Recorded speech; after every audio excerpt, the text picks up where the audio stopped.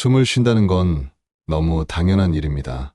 의식하지 않아도 공기가 들어오고 또 나갑니다. 하지만 그 당연한 숨이 어느 날부터 가쁘고 그저 몇 걸음만 걸어도 세상이 멀게 느껴지는 순간이 찾아옵니다. 그때서야 우리는 깨닫습니다. 숨은 생명이 아니라 관리의 문제라는 거요. 오늘 우리 건강 상담실에서는 호흡의 소중함을 잊고 살던 6사람의 이야기를 통해 폐의 경고가 전하는 진짜 의미를 함께 나눠보려 합니다. 먼저 서울 강북구의 67세 이명자님의 사연을 들어보시죠. 이명자님은 평생 비흡연자였습니다. 하지만 언제부턴가 감기가 오래갔습니다. 기침이 한 달 넘게 이어지고 밤에는 가래 때문에 잠을 설치는 날이 많았습니다. 약국에서 감기약을 사 먹으면 잠시 나았다가 며칠 뒤 또 재발했습니다. 명자님은 단순히 면역력이 약해졌다고 생각했습니다. 하지만 어느 겨울 아침 계단을 오르던 중 갑자기 가슴이 답답하고 숨이 막히며 주저앉았습니다. 얼굴이 창백해지고 손끝이 파래졌습니다. 응급실에서 들은 의사의 첫마디는 충격적이었습니다. 폐 기능이 절반 이하로 떨어져 있습니다. 만성 폐쇄성 폐질환입니다. 이명자님은 담배를 피운 적이 없었기에 믿기 어려웠습니다. 하지만 원인은 집 안에 있었습니다. 남편의 오랜 흡연, 주방 조리 중의 연기, 그리고 미세먼지였습니다. 의사는 단호히 말했습니다. 흡연자만의 병이 아닙니다. 공기 속의 독소가 폐를 천천히 망가뜨리는 겁니다. 그날 이후 이명자님은 모든 생활을 바꾸었습니다. 집안의 창문에 미세먼지 필터를 설치하고 조리할 때는 항상 환풍기를 켰습니다. 마스크는 외출할 때뿐 아니라 주방에서도 착용했습니다. 무엇보다 중요한 건 호흡 운동이었습니다. 의사가 알려준 건 2가지. 입술을 오므려 천천히 내쉬는 입술 오므리기 호흡과 배를 이용해 천천히 들이마시는 복식 호흡이었습니다.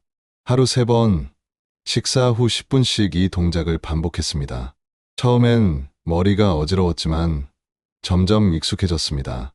5달이 지난 어느 날 계단을 올라가는데 예전처럼 숨이 차지 않았습니다. 검사 결과 폐활량이 이전보다 15% 향상된 것입니다. 이명자님은 말했습니다. 숨을 다시 편하게 쉰다는 게 이렇게 큰 일인 줄 몰랐어요. 전문가들은 말합니다. 만성 폐쇄성 폐질환은 치료보다 관리가 중요합니다. 폐세포는 한 번 망가지면 돌아오지 않지만 남은 세포는 훈련으로 강화할 수 있습니다. 이명자님은 여전히 매일 아침 창문 앞에 서서 조용히 숨을 들이쉽니다. 명자님에게 호흡은 이제 살아있음을 확인하는 약속이 되었습니다. 이번엔 광주 북구의 65세 박성호 님의 이야기입니다. 박성호 님은 젊은 시절부터 담배가 손에 붙어 있었습니다. 하루 한갑 35년 동안 그냥 습관이지라며 웃었습니다.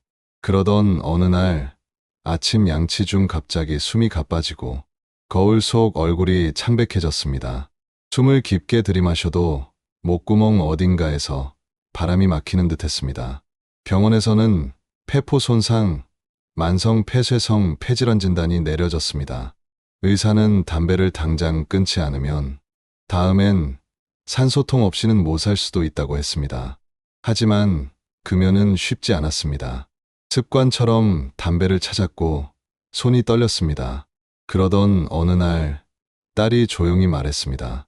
아빠, 결혼식 날엔 내 손 꼭 잡고 걸어요.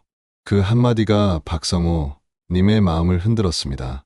그날부터 금연 일기를 쓰기 시작했습니다. 담배 대신 물 한 컵을 들었고 퇴근 후엔 금연 걷기 모임에 나갔습니다. 1달, 2달, 그리고 5달이 지나자 성우님의 폐는 놀랍게도 조금씩 회복을 보였습니다. 숨이 덜 차고 계단도 쉬어가지 않고 오를 수 있었습니다. 이제는 담배 냄새만 맡아도 숨이 막혀요. 그게 제 몸의 경고였던 거죠. 의사들은 말합니다. 만성 폐쇄성 폐질환 환자의 절반은 여전히 담배를 피웁니다. 하지만 금연만으로도 악화를 늦출 수 있습니다. 박성호 님은 매일 아침 창문을 열고 이렇게 말합니다. 오늘 숨 쉴 수 있음에 감사합니다. 성우님에게 공기는 더 이상 당연한 게 아닙니다. 그건 스스로 되찾은 생명의 증거입니다. 다음은 경남 진주의 62세 최경자 님의 사연입니다. 최경자 님은 30해 넘게 식당에서 일했습니다. 뜨거운 연기, 기름 냄새, 환기 안 되는 주방 속에서 하루 12시간씩 서서 일했습니다. 기침이 잦았지만 직업병이겠지 하며 대수롭지 않게 넘겼습니다. 그런데 어느 날 계단을 오르다 숨이 막혔습니다. 가슴이 답답해 주저앉은 채 한참을 쉬었습니다. 병원에서는 만성 폐쇄성 폐질환 초기 진단이 내려졌습니다. 흡연을 하지 않아도 조리 연기만으로도 폐는 손상될 수 있습니다. 경자님은 병원에서 돌아오며 눈물을 흘렸습니다. 내가 만든 음식 냄새가 내 숨을 막을 줄은 몰랐어요. 그날 이후 주방의 환기 시설을 교체했습니다. 조리 시에는 반드시 마스크를 착용했고 하루 1시간씩 퇴근 후 걷기 운동을 시작했습니다. 처음엔 100m도 힘들었지만 4달 뒤에는 동네 공원을 한 바퀴 돌 수 있을 만큼 숨이 길어졌습니다. 경자님은 말했습니다. 이 병은 결국 내가 만든 환경이 만든 병이었어요. 폐는 우리 몸에서 가장 조용히, 그러나 가장 강력하게 경고하는 장기입니다. 아프다고 소리치지 않지만 숨이 막히는 순간 이미 신호는 시작된 겁니다. 이명자님, 박성호님, 그리고 최경자님의 이야기는 서로 다른 길을 걸었지만 결국 한 곳을 향합니다. 숨은 공기가 아니라 관리의 결과라는 진리입니다.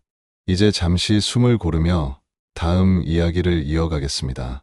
숨이 편안하다는 건 참 단순한 일처럼 보이지만 그 단순함을 지키기 위해 어떤 사람들은 매일 싸우고 있습니다.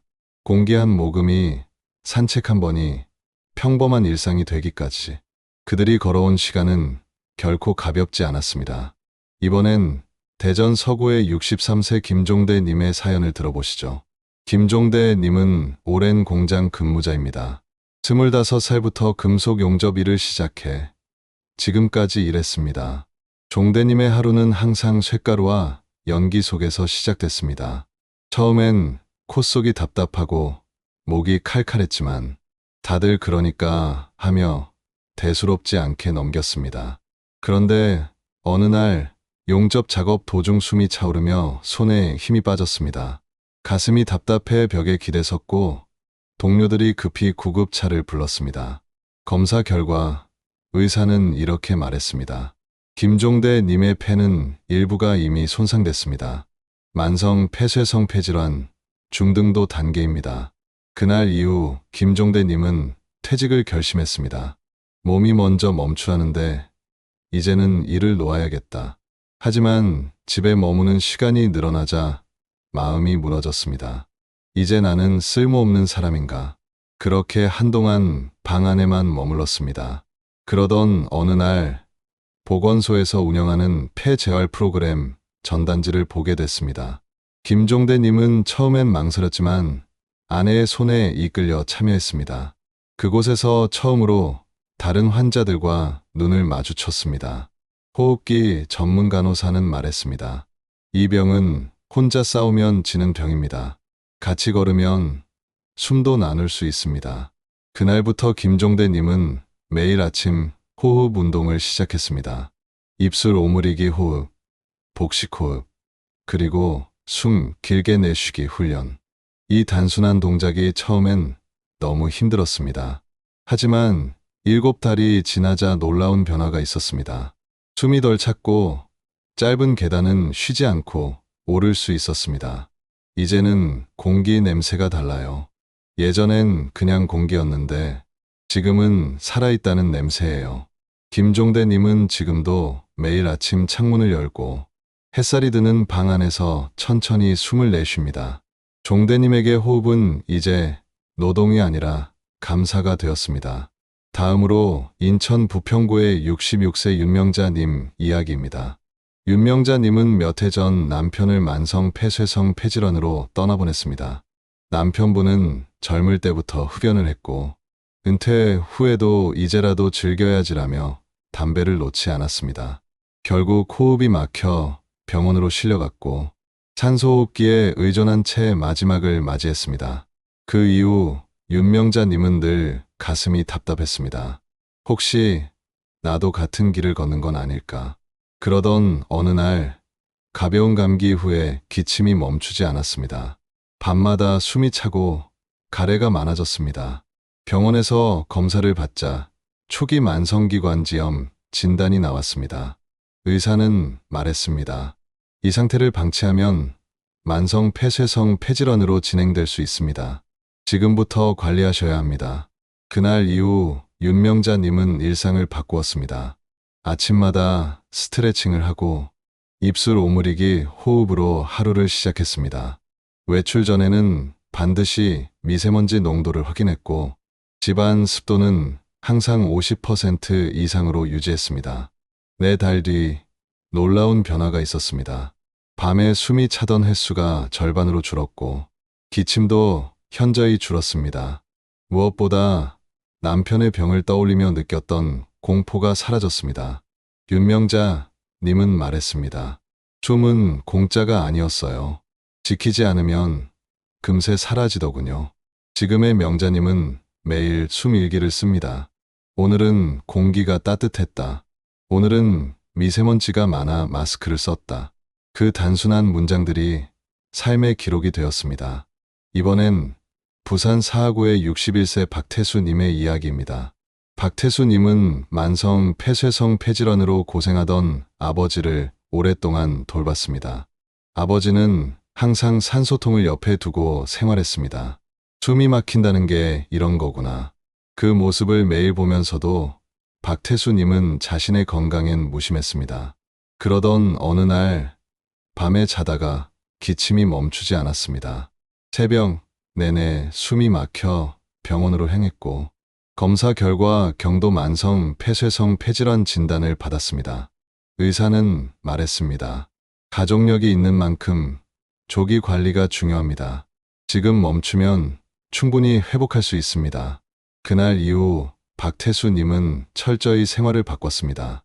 담배를 완전히 끊고 하루 30분씩 빠른 걸음으로 걷기 운동을 했습니다. 또한 아침마다 따뜻한 물을 마시며 가래를 배출했고 집 안에서는 항상 환기를 시켰습니다. 6달 뒤 폐활량이 눈에 띄게 향상됐습니다. 숨이 덜 차고 수면도 개선되었습니다. 태수님은 말했습니다. 숨이란 게 이렇게 고마운 거였나요? 숨이 찰 때마다 아버지가 떠오릅니다. 박태수님은 지금 지역복지관에서 호흡 운동 봉사자로 활동 중입니다. 폐질환 환자들에게 호흡법을 알려주며 숨은 나눌수록 더 길어진다는 말을 자주 합니다. 그의 삶은 이제 숨을 되찾은 사람의 이야기로 이어지고 있습니다. 만성 폐쇄성 폐질환은 단순히 폐의 질환이 아닙니다. 그건 삶의 습관이 만든 결과이자 돌아볼 기회를 주는 신호입니다. 담배, 공기, 미세먼지, 무심함. 이 모든 게 우리 안의 폐를 조금씩 갉아먹습니다. 하지만 그 과정을 되돌리는 건 아주 작은 실천에서 시작됩니다. 아침마다 10분만이라도 천천히 호흡하세요.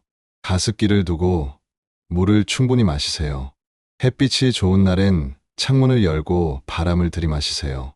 폐는 조용히 무너지지만 당신이 마음을 열면 다시 조금씩 숨을 쉽니다.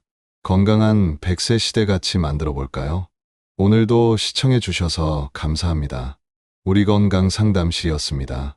이 영상은 의학적 진단이나 처방이 아닌 일반 건강 정보를 스토리텔링을 거쳐 제작한 영상이며 개인 상황에 따라 반드시 전문의와 상담하세요.